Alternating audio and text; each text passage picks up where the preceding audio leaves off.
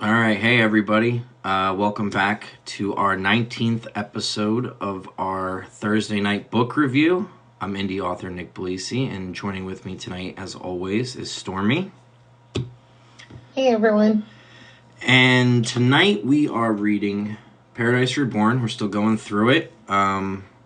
We are going on chapter 10 tonight, and this is a pretty good chapter because it starts to develop the bond between Gwen and Stella.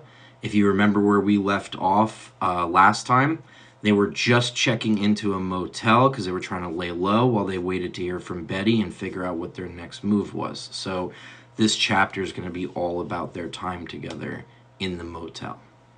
So we're going to get right into it. Tonight I'll be doing Gwen and the hotel manager. There's a brief moment where Pete comes in as well, and then Stormy is going to be playing Stella and Stacy because Stacy talks very briefly as well. So we'll get right into it. As we walked into the motel room, you could tell that time had left this place behind. The TV was old and chunky, and the decor was in desperate need of an update. You had the feeling that this place had been worn in, but the owner didn't seem to care much about it at all. Judging by the way he carried himself in the lobby, it really wasn't a surprise that this establishment looked the way it did. We placed our things down on the bed, and it didn't dawn on me until now that I probably should have gotten 2 beds for us. Thought worst comes to worst, I could always sleep on the floor or something. I knew I had to make some calls to Stacy and to Pete to let them know we were alright. So I reached into my bag and grabbed out our sandwiches and handed one to Stella and set one of mine on the table in the corner of the room. When I walked back to my bag, I realized that the vodka I left was down to almost nothing. I guess sharing it between 3 people over the course of 2 days really drained my supply. There was no way that this little bit was going to last us the entire night, so now I had to add getting alcohol to my list of things to do. If only there was a way that I can get in touch with Betty and retrieve the bottle that she had bought me earlier. Then my worries would be even less. Maybe if I called Stacy, then I could see if she had heard anything yet. Getting my priorities in order in my head, I decided to place a call to Pete at the store. As I sat down on the bed, which had a phone on the nightstand beside it, I realized I had never got the number to the store. All this time I was so preoccupied with getting us here that I didn't even think to ask for the store number. Angry with myself as I could feel my plans starting to fall apart, I spoke aloud. Ah, shit. What's the matter? I forgot to get the number for Pete's store. I wanted to call him and let him know that we're alright. It has to be in the phone book or something around here. 518-778-2695. Did you just remember that? No, it's on the sticker holding the sandwich together. I looked over to see what she was talking about, and on the outer wrapping of the sandwich was a little sticker that said thank you with the store's name and phone number on it. Seeing that gave me such a sigh of relief, and I started to relax a little bit. I got up and grabbed the sticker from Stella and then sat down on the bed to make the phone call. Picking up the phone and dialing the number off the sticker, the phone began to ring. After 2 rings, Pete answered the phone and said, "Hello, General Store. What can I get for you?" "Hey, I want to place an order for an eggplant sandwich on rye." "Ah, okay. I'm glad everything went well. I'll be in touch soon. What's the room number?" "It's number 12, Pete. Thanks again for everything." "Ah, it's never a problem. I'll talk to you soon." "Goodbye, Pete. Ciao." I hung up the phone with Pete, and now I needed to call Stacy. I was kind of dreading calling her a little bit because I was unhappy with the way that she had handled being around Stella. I get she saw something when she was overseas, but this is home and not over there. Things like she described as her reasoning didn't take place here. Maybe I should just let things cool down a little bit before I made the call. In the meantime, I could eat my sandwich with Stella and relax after today's long journey. I got up from the bed and grabbed my sandwich and took a seat across from Stella at a little table that was in the room. Stella had already begun eating her sandwich and was working her way through the 8-inch sub with no problem at all. As I placed the sandwich down in front of me, I asked, "Is the sandwich good?"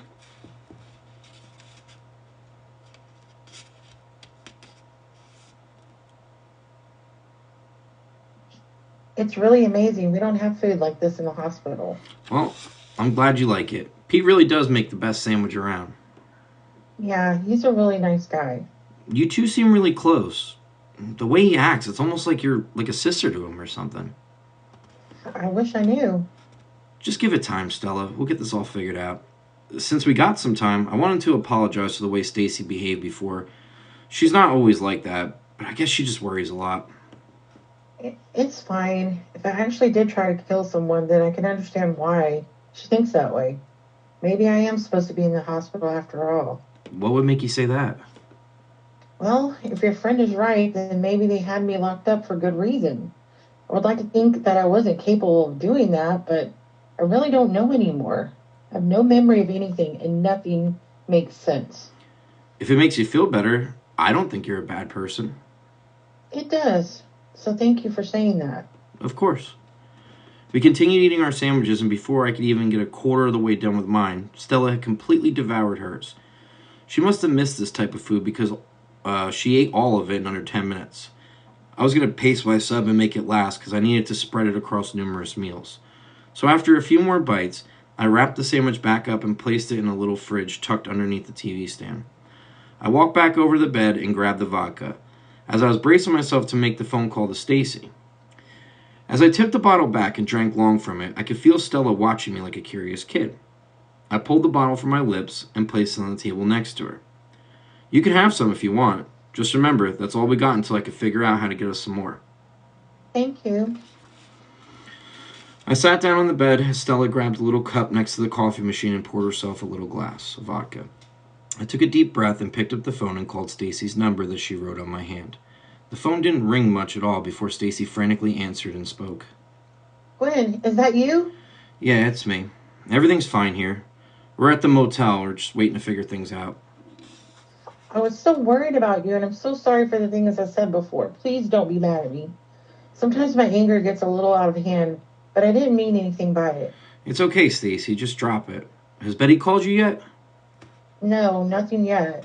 What room are you staying in? Do you need me to bring you anything? It's probably best you don't know, Stacy. I don't want to drag you into this any further. When things settle down, I'll call you and fill you in. Gwen, you did what you wanted to do. Now let me come get you and leave that girl there. I'm not going to just dump her off, Stacy. When I figure things out, I'll let you know. God, Gwen, just come home. I have to go, Stacy, but I'll be in touch. Don't leave it like this, Gwen. Please just let me come see you.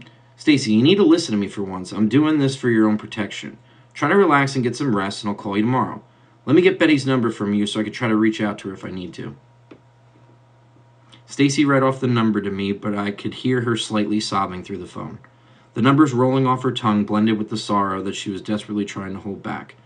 I started to feel bad that I was being so cold to her, but I knew it was the best thing for both of us in this situation. I tried my best to rationalize in my head on how I could get her to relax and get her off the phone.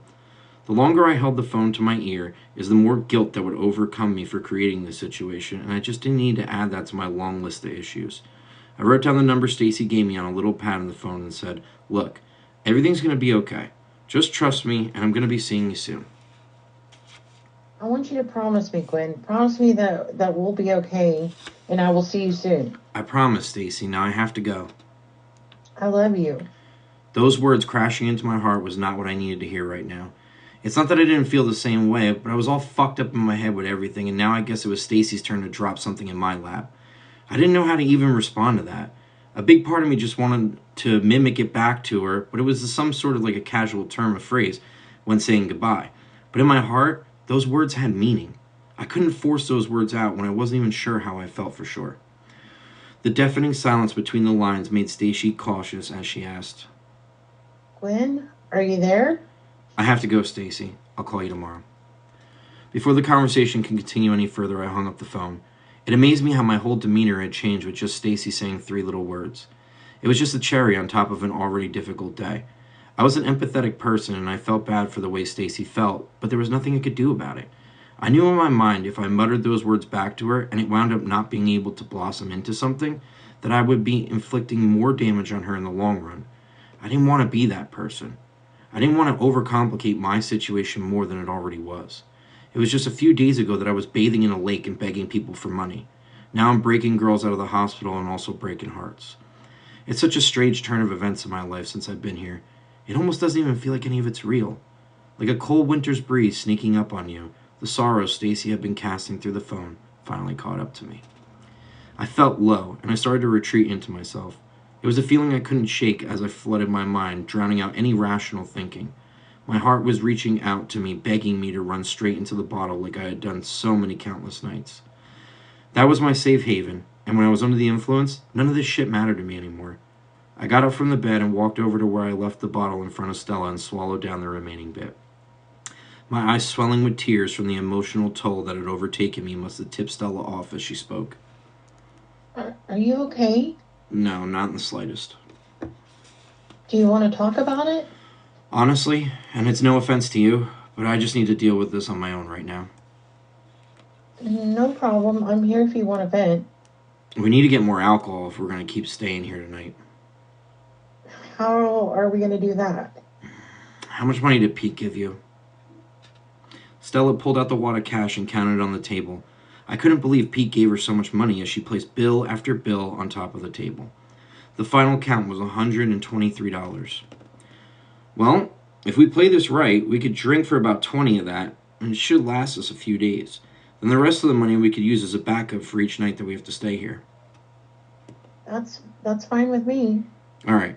I'm going to go back to the counter and see if there's any way for me to get some alcohol without having to walk all the way back to town. Sometimes in a motel, it's already in the room. This place is pretty shitty. So, should I just wait here? Yeah, I'll only be a minute. Let me grab that 20 from you in case I find something. Here, just take all of it. I have no use for it. I took the wad of money from Stella and placed it in my pocket. I knew the guy at the counter was interested in me, so I really had to turn the charm on this time. I walked up to the mirror in the bathroom and adjusted myself so I looked good. I then took my t-shirt and twisted it into my bra, so now it looked like I was wearing a tank top. I then pulled up my underwear so it could be seen a little above my jeans. I knew I was really going to get this guy's attention this way. One look at my exposed body and I could have him eating out of the palm of my hand. As I walked past Stella, I could see her focused on my change in appearance by the look on her face. I knew this was going to work. I grabbed the doorknob, opening the door, and walked outside. As I strutted my way to the main building, I kept reiterating to myself that this was going to work and I looked good enough to pull this off. As I approached the door, I walked in and could see the man drawing little doodles on a paper on the counter before him. As I heard the door open, he started to slowly look up from his paper, examining every part of my body, his eyes following a trail from my legs all the way to my breasts. If his jaw wasn't attached, it would have surely hit the counter below him. Seductively and slowly, I approached the counter, and in the sexiest voice I could muster up, I spoke, "Hey, you know any place a girl like me can get a drink?" "Well, there's a bar, a little down the road. You can check that out." Unfortunately, my girl has the car right now, and I sure am tired. I don't really want to walk all the way down there. It's not safe for a girl as fragile as me. "Well, I have a bottle of whiskey in the back, if you would be interested in that." I would love some whiskey. You want to go get it for me?" Absolutely. Hang on a second." The disgusting man walked in the back, and I almost fell to the floor and pissed myself about how pathetic he was. I thought to myself, how is it possible to be so blind that a girl my age was hitting on your disgusting ass? Men can be so delusional once their dick starts doing the talking for them. Each and every one of them chasing the same rabbit tail down the hole, hoping to catch it no matter what the cost. I had to contain myself from breaking out of character as I was so close to the finish line. As I could see him fumbling around in the back, he came walking out with a normal-sized bottle of whiskey. He placed it on the counter before me and spoke, "Do you think this'll do the trick?" "I sure hope it does. I'm looking to get into some trouble tonight." "Really? What kind of trouble are you getting into?" Licking my lips while using my hand to stroke the neck of the bottle, I could almost see the drool coming from his mouth as I'm sure he was imagining me stroking him. I leaned in a little bit and whispered, "I've been known to be a very, very bad girl when I get a few drinks in me." "How bad of a girl are you?" "The worst kind." "Well, maybe I can come over and make sure you aren't acting too bad." Maybe you can." I slipped out a $10 bill from my pocket and placed it on the counter next to the whiskey bottle. Holding the neck of the bottle, I pulled it from the counter and started to walk away towards the front door. The man's vision was so hot that it felt like it was burning holes in my ass from how badly he was staring at me. Mumbling out to me, he asked, "What's the money for, darling?" "The $5 is what I owed you from before. A little extra for your kindness." "Well, thank you for that. So maybe I'll see you later tonight? Maybe you will. I blew a little kiss his way and headed out of the office. It's not as if it would have been hard for any girl to get this guy's attention, but I felt good as I strutted my way back to the hotel room. I still had my charm, and I was able to flex it well. As I walked up to the door, I opened it with the bottle hid behind me, and Stella asked, "Did you find something?" "Yeah, I certainly did." I pulled the bottle from behind my back and laid it on the table. I was not thrilled about it being whiskey, but beggars can't be choosers. There was no way I was going to drink this straight up, so I knew the last thing we needed to get was some chasers. I saw a vending machine near our room that would be easily enough to obtain. I can't drink this shit straight up, so I'm going to go to the vending machine to get something to mix it with. I'll be right back. You get us some glasses. I walked back out of the room and headed towards a few rooms down where the old vending machine was. This thing had seen better days, but at least it was stocked with food and sodas. I inserted a few bills in and pulled us out some dark ones. In my history, dark-colored soda always mixed better with dark liquor. Once I got the sodas, I walked back into the room, and Stella had set out a couple of cups for us that were in the hotel room. The key to drinking this in moderation was to do 1 part liquor, 2 parts soda. As I poured the drinks for both of us, I grabbed my glass and hoisted it in the air towards Stella. I don't know how we pulled this off, but we made it. Cheers. Cheers. We both drank from our glasses, and the ratio that I did actually worked well. You could hardly taste the alcohol. This would be perfect to sip on for the night. So, what do we do now? Can't really do much, so we'll just sit here and have a few drinks. That sounds fine with me.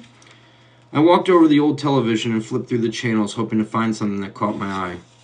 I finally landed on what seemed to be a music video channel and figured some background music would do us good. I wish I had a deck of cards or something to help pass the time, but once the drinks started flowing, time really became non-existent. Drink after drink, laughing the night away with Stella really made me happy. We would comment on the songs and the music videos that played, and since neither of us had the opportunity to hear those songs, everything was so new to us. The time ticking away, drink after drink, when suddenly, not only did I realize that we were both drunk, but it was already 8 o'clock at night. I didn't realize just how much time had passed. As I went to go pour myself another drink, a knock came at the door. The two of us stopped giggling, and I walked over the door to see who it was. As I looked at the peephole, I could see it was the hotel manager standing outside combing over his hair to what I assumed to be to impress me. It was the hardest thing not to fall on the ground in hysterics, but instead, an idea came over my head. I took off my shirt so I only had on a bra, and I opened up the door just enough for him to see me. His eyes, in complete disbelief that I'd answered the door in this manner, almost knocked him off his feet. Sputtering the words from his lips, he said, You forgot your ID at the counter earlier today. I just want to give it back to you." "Well, thanks, handsome. What's your name, by the way?" "Well, it's Ricky, ma'am." "Ricky, huh? Well, thanks for bringing it back." "Not a problem at all. What are you guys getting into in there?" "Oh, bad girl stuff." "You think maybe I could come inside?" I was basically on the verge of being hammered, and I didn't have a care in the world at this point. Messing with this guy was so comical to me, and I had no intention of stopping just yet. I figured I might just take it a step further and really get his blood pumping. I began to slowly whip my hair around like those models you see on TV, and slowly guided my fingers up my bra string, showing just a little bit more skin from underneath it. His curiosity mixed with his imagination must have been getting the best of him, because as I looked down towards his shoes, I could see his pants starting to slowly rise. His breathing got heavy, and I definitely got him to his breaking point. It's probably been years since he's seen a girl like me pay the slightest bit of attention to him. I looked at him seductively, batting my eyes, and spoke, "Maybe not tonight, Ricky. You might want to go take care of little Ricky, though." I pointed my finger towards his erection, and he completely embarrassed the man. He placed his hands over it and started limping away in shame. As he headed back towards the office, I shut the door and fell on the floor laughing. Stella almost rolled off her chair, and it was definitely the highlight of our night. I pulled myself up from the floor, still laughing, and reached into my bag for my cigarettes. I can't believe you just did that. That was pretty awesome, huh?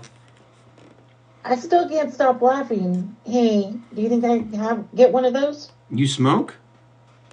I don't know. I can't remember. We both started laughing about it as I tossed Stella the pack. She took one out, and I handed her the lighter, and she lit it right up, inhaling the smoke, and she began to cough all of that smoke out. We continued laughing, and she spoke, Maybe I wasn't a smoker after all. I don't do it much myself, but there's nothing like a good cigarette and a nice cold drink. Yeah, I can see what you mean. We both continued on with our cigarettes without a care in the world, and as I sat down next to Stella, she asked me, Is this what your life is always like? sometimes yes, sometimes no. I've been living from place to place for the last 7 years, so each day's different, but they usually end like this. I don't always have company, but I am glad you're here with me. Me too. Thank you seriously for everything. I can't remember the last time someone was this kind to me. It's no problem, Stella. You're a really cool chick, and I like hanging out with you. Your friend doesn't seem to think so. Who, Stacy? She has a hard time trusting people. She'll come around. I hope so. I wasn't trying to offend her. You're good. She's like that with everybody. How do you know her? When my parents died, I went to go live with her because she was my best friend. And I wound up staying with her for about 2 years until I ran away. Why did you run away? I thought about whether or not I should talk to Stella about it, but I just felt comfortable around her. It didn't feel like telling Stacy, which would have so many repercussions. This was someone that I felt wouldn't judge me. So I picked up my glass, took a drink, and said, it's kind of a long story, but I was about my second year living in the house when her dad started to act weird around me. I guess as I was starting to grow up, he started looking at me different. Then one night he came in my room and started pleasing himself before me. Then when I thought it couldn't get any worse, he came back another night and raped me. I knew at that point it was only going to get much worse, so I just ran away. I'm so sorry that happened to you. Yeah, I am too. I never told anyone about this, so please just keep it to yourself. You can trust me, regardless of what I keep hearing about my old life. I don't feel like I'm capable of doing those things. I know I am a good person. I agree with you, Stella. Fuck what people think. You know what's really going on. We lifted our glasses to cheers to that. It felt good to finally let that off my chest. It felt even better that Stella didn't judge me and she just accepted for what I said and didn't pry. I felt that now I had confided in her, it was making our bond even stronger. The two of us runaways evading the law and just living for the moment. Neither of us knew if we would have it tomorrow, but right now, we didn't care at all. We just looked out for each other and took it moment by moment. I was in love once. You were? Yeah, I started to remember a little bit about it. Well, don't leave me in suspense. Tell me what you remember. You remember earlier when I saw that boy's picture? I had a memory pop into my head. It was the strangest thing recalling something you had no recollection of doing. It was almost like it flashed before my eyes as if it was happening in front of me. Well, what did you see? I was walking from somewhere and I approached this house. I didn't know whose house it was, but that boy from the picture was inside with a girl. They were kissing and all over each other, and I could just feel this rage come over me. Thinking about it now, I can feel it sitting inside me, almost as if it's trying to burst out. Whiskey has a knack of doing that to people, Stella. That's why I try to stay away from the stuff. But what happened in your vision? I looked around for something on the ground and found a rock that fit perfectly in my hand. I then took the rock and threw it through the window at them. Then I started running away. Wow. Where'd you go? I'm not sure. That's all I could remember. So maybe it was your boyfriend or something? Yeah, I guess that would make the most sense. Hey, can I ask a favor of you? Of course, what's up? The situation we're in right now, I don't really know how this is going to end. But I want to ask you that if we can find a way, can we go back to my old home? It's gonna be tough, Stella, but I promise you I'll do my best. Thanks, Gwen. I really appreciate it. Stella seemed to start to recluse in herself a little bit, and it made me concerned. I got up from my seat and walked beside her, placing my hand on her back, and I spoke. Listen, we're in this together. I have your back, and you have mine. I promised you earlier that I would help you, and I always keep my word. There's nothing in life greater than holding up to your end of the things that you promise. I began to kneel beside her and continued saying, promises are not something that should be broken. Unfortunately, these days, that doesn't hold a lot of weight, but with me, rest assured, I always keep mine. I lifted my pinky finger up, outstretched towards Stella. She looked at it, and I could tell she was really confused by what I was doing. I felt it was probably best to explain, so I spoke. This is a pinky promise. It's the most sacred of all promises, and when you interlock pinkies, you're letting that person know that this bond cannot be broken.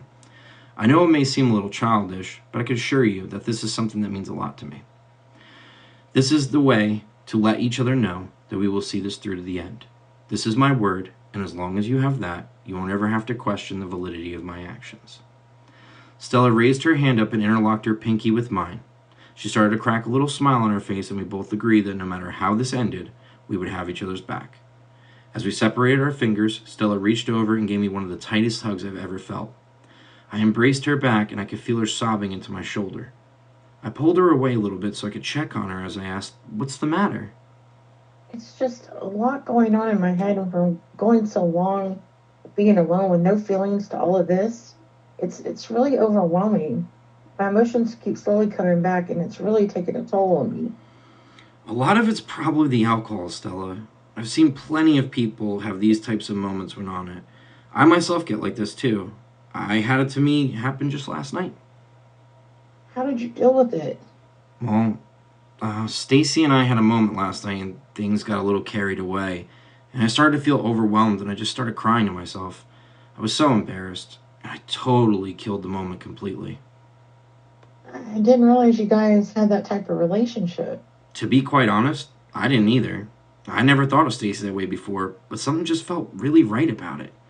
Something made me feel safe and comfortable, but all the shit with her dad, it just ruined everything. Is that why you started crying? Yeah, I was just overwhelmed and lost. And it all came rushing back to me at once. How could it even work between us with that stain hanging over my head? How could I possibly even begin to tell her what happened? It would ruin her life forever. If she really cares about you, she will know it's not your fault and just be there for you. What makes you so sure of that? Well, one thing I do know is that if something is important enough, anyone will do whatever they can to hold on to it. I know I was in love once, even though I can't remember it all. From what I can remember about it, I know that I hope to feel that again someday. If your friend loves you, she will be there for you. I hope you're right, Stella. It's been so long since I actually felt happy. I just hope she's as understanding as you are. Even if she isn't, you still have me to have your back. Like you said before, we are in this together. Yeah, we certainly are. And that is chapter 10. A lot of information in the chapter. You know, you get to see the bond between Gwen and Stacy. Let's give Stormy a hand for her role in the book. Yeah, so a lot going on. A little fun in it. You know, I try to do my best seductive voice and stuff like that to do the hotel manager and Gwen's conversation. You did awesome. Thank you. It was a little awkward, but you know, it's all in good fun. So that was a really fun dialogue, I thought. Yeah. Just kind of lighten the mood. Yeah, definitely. You know, especially in such dark books, you know, it's good to have some humor in it. And you know, as I'm sure you could tell everybody too, in book 3, there's a lot of those types of moments and stuff, especially between Pete and Luigi. So yes, yeah, very much. It's awesome. It is, and it's cool, you know, and I'm excited for everybody to read it. You know, it is really coming along really well. I actually wound up, before we get into the Easter eggs, I actually wound up knocking out another chapter. I just read chapter 9 in a Stormy on Tuesday, and I knocked out chapter 10 now in 2 days. So we're really chugging along. I'm keeping up. You know, coincidentally, we're reading chapter 10. I finished chapter 10, so kind of keeping in the motion of that. So it's going really good. And I'm looking at a beginning of spring release. So something to look forward to. So we just read chapter 10, Pinky Promise. Now, the title Pinky Promise comes from like the bond that me and my daughter have. And that's like our big thing. Like when we're being serious, like, and I'm reassuring her and stuff like that, the Pinky Promise is our, hey, this means business and we're sticking to this type of deal. And that's just always been our thing. And continues to be this day. Actually, we were just talking about it earlier when she called me. So, you know, it's just our way of doing things. So it's just another dedication. And like I said, this book, especially in the later chapters and stuff, is chock full of nods to her. You know, little Easter eggs and stuff, which we'll find out coming soon. Okay. So, the events of the hotel drinking, that came from my days in the Navy, because the time that I was in the Navy was from 19 to 21, and most of my time in the Navy, because I had just turned 21, maybe I would think I was like 21 for the last 8 months of my enlistment. So most of it was underage drinking, because, Navy and drinking go hand in hand. So most of the things we did were in hotels. So we would have hotel parties and stuff. And, a lot of those things were us just getting together, a couple of us like fellow sailors and stuff like that, and just getting absolutely just hammered drunk. Singing karaoke and just doing dumb things like all night long. Plenty of stories about that, but I won't get into that. Then, when Gwen is talking about putting that TV on in the background and having music videos playing and stuff, if anyone has ever drank with me or seen me drink, or like Stormy, who has watched me drink, I can't tell you how many times over video chat, that's the thing. I'm hanging out in my mailroom, which is my bar, and we got music videos going, we got karaoke going, sometimes we break out different hats and costumes and all sorts of wild shit. We like to do it big over here, so that's where that came from. And a little bit of Glen Campbell. Shit is going down when Glen Campbell comes on. That's it. And then I break out the cowboy hat for Stormy, and things are just they're getting real. The boots are on, everything. So those were the Easter eggs that I had for all of that. And next week's chapter is chapter 11, and it's called Filth and Lies. Now the story starts to turn.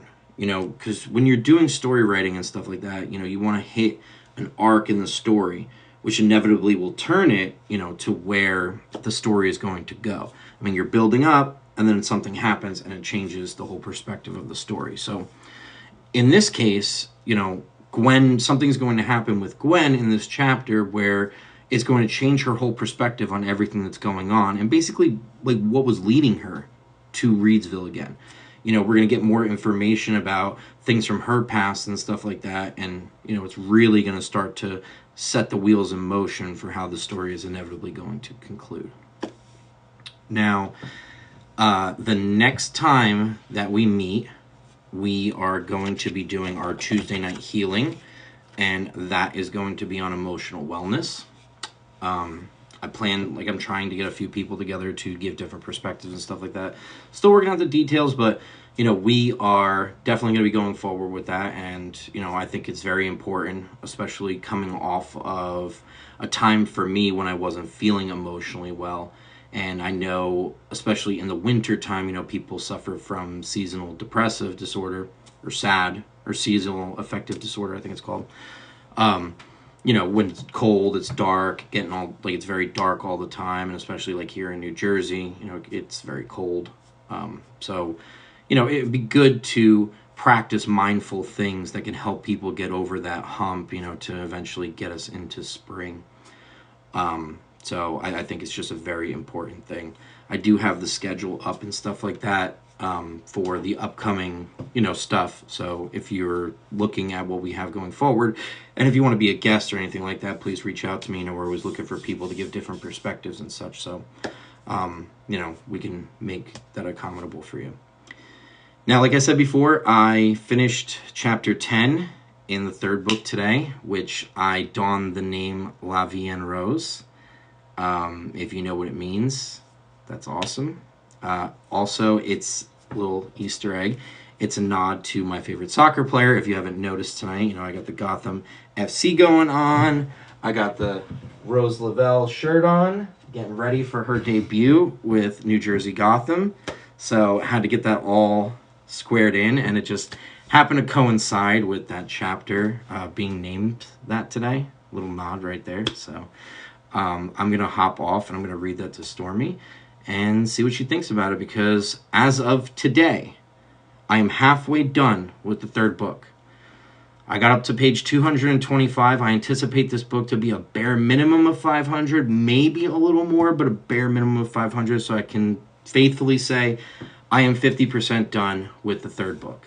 And I'm proud to say that. I'm glad to say that. As much as I love the Paradise Collection, I am ready to move on to other things and stuff. I actually have one book I know I've mentioned a couple times that I've been working on a little bit. I only have a chapter done with it, but that'll be my next project. And I do have a fifth one in the works. I wrote down the concept for it, actually based off of a dream I had, coincidentally. So that'll be after that, as long as everything just keeps going the way it's going. So, but we are going to get it done. And we are going to be having a 2024 release. Like I said, we're looking at spring. We're going to be letting you guys know and getting some more teasers out there and stuff to get you hyped up for it. And if you haven't bought the books yet, go check them out. They're 99 cents for the Kindle version on Amazon. The link is on the TikTok. It's also on our Facebook. If not, you can always Amazon, look up my name, or you can look up the books, The Souls of Paradise and Paradise Reborn, with Paradise Eternal to be coming in a few months.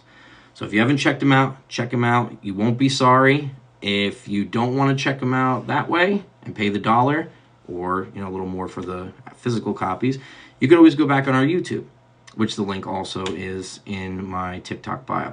So you can click on that, and every video we've done so far with the emotional wellness and the book reading and stuff like that, they're all right there. So realistically, you can actually listen to the second book for free if you just watch the videos. And at the same time, get Easter eggs. You get to watch performances and stuff. We have Stormy doing performances with me. I have my buddy Steve that's going to be coming back when Betty comes back in the story. So we'll get the old Twain back, and lots of fun stuff that we're going to be doing. Going forward this year, I've been giving a lot of thought and stuff like that, and I want to make more of a presence on social media and stuff like that now that work has slowed down and stuff. Make like little quick videos rather than just do the live, like little quick videos here and there talking about different things or just goofing off and having fun, because that's what it's about. So expect more things from me in the upcoming weeks, just little things like that and stuff. Now that things have calmed down and everything's cool. So with that being said, I'm going to jump on with Stormy. We're going to do our reading, and I hope you guys have a great night. Thank you so much for tuning in with us yet again. I can't believe that next week we are at 20 episodes of doing the book review. We're getting close to 20 with the healing too. I mean, we're really chugging along. We're getting a lot of things done. We'll have to do something special when we hit like 50 or something like that. We'll plan something like crazy. But Stormy, I'll let you say goodnight and then we'll sign off.